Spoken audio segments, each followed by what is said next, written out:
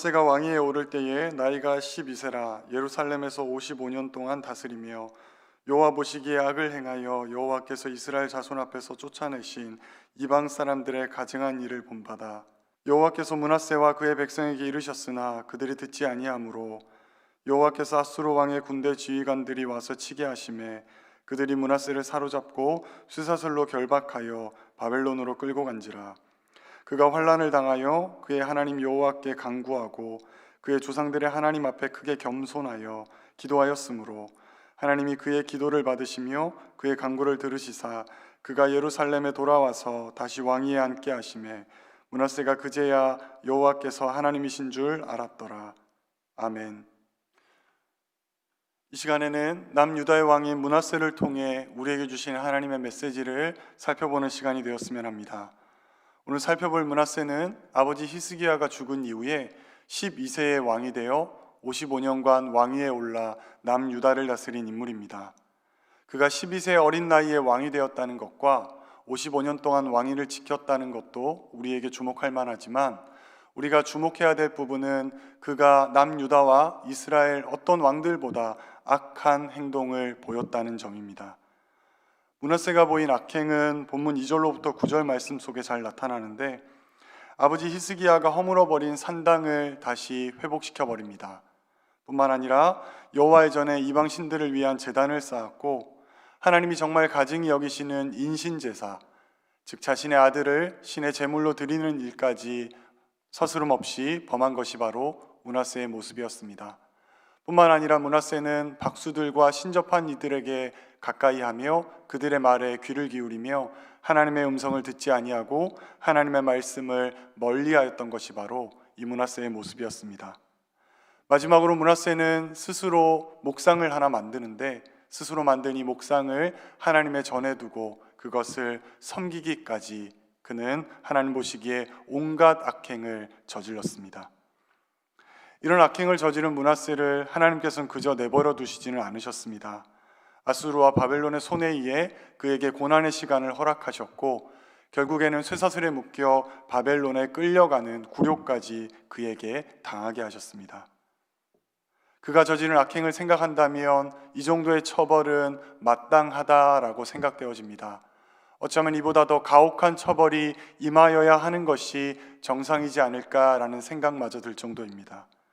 그런데 이런 환난 가운데 므낫세가 하나님을 구하였고 하나님께 간구하였을 때 하나님은 므낫세를 용서하셨고 다시 남유다의 왕으로 그를 회복시켜 주셨습니다.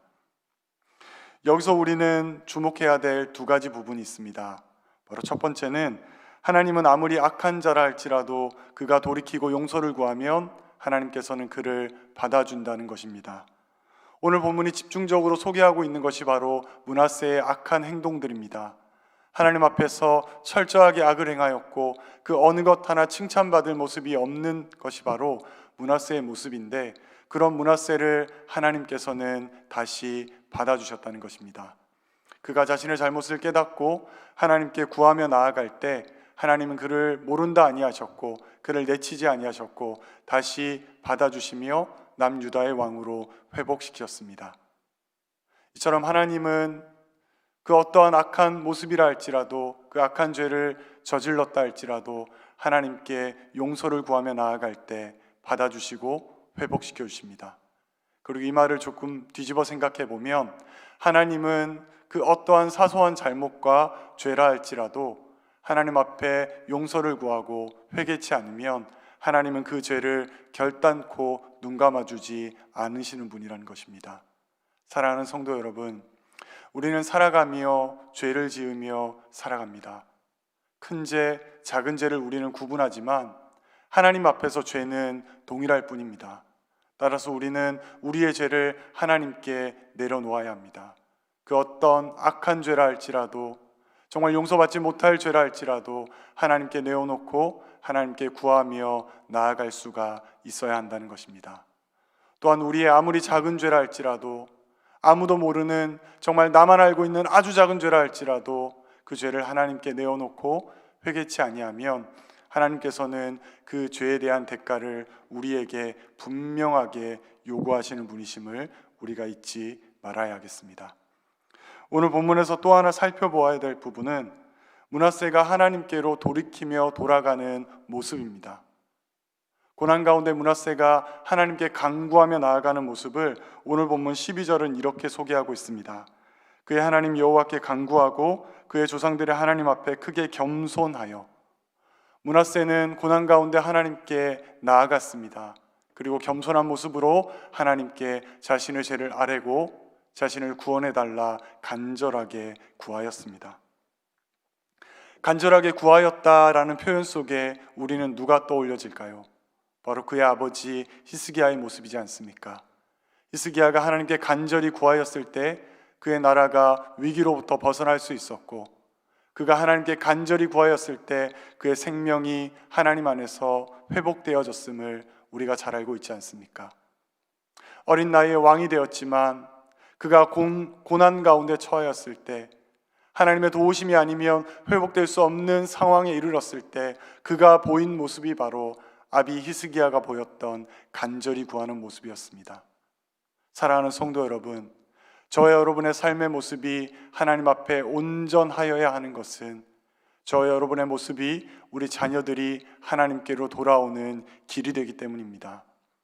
비록 우리 자녀들이 한순간 하나님의 곁을 떠나고 하나님의 시선으로 멀어질 수 있지만 그들이 하나님께로 돌아오려 할 때 저와 여러분이 보인 신앙의 모습, 하나님 앞에 간절히 구하며 하나님 앞에 겸손하게 나아가는 그 모습이 우리 자녀들이 하나님께로 돌아올 수 있는 길이 된다는 사실을 기억해야 한다는 것입니다.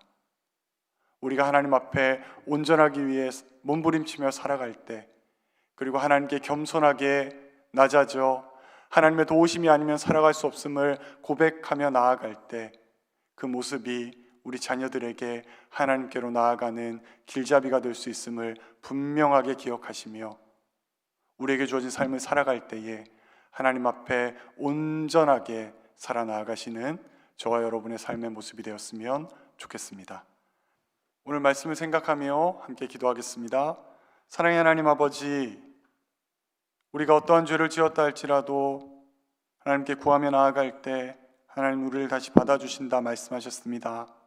이 말씀을 통해 우리의 어떠한 작은 죄라 할지라도 하나님께 용서를 구하지 아니하면 하나님께서는 그 대가를 우리에게 구한다는 사실도 깨닫게 하셨습니다. 우리의 죄를 하나님께 고백하게 하시고 하나님께 용서함 받는 인생 되게 하여 주시옵소서. 또한 우리가 하나님 앞에 간구하며 나아가는 모습이, 하나님 앞에 온전하게 살아가기 위해 몸부림치는 모습이 우리 자녀들의 인생 속에 하나님께로 나아가는 길이 된다는 것도 잊지 않게 하여 주시옵소서. 우리의 자녀들이 한순간 하나님의 곁을 떠난다 할지라도 우리가 하나님 앞에 온전하게 살아가기 위해 보이는 그 몸부림들이 우리 자녀들이 하나님께로 돌아오는 길이 된다는 것을 분명하게 인식하며 매일매일 주어진 삶을 하나님 보시기에 합당하게 살아가는 우리들의 인생 될 수 있도록 도와주시옵소서. 예수님의 이름으로 기도드립니다. 아멘.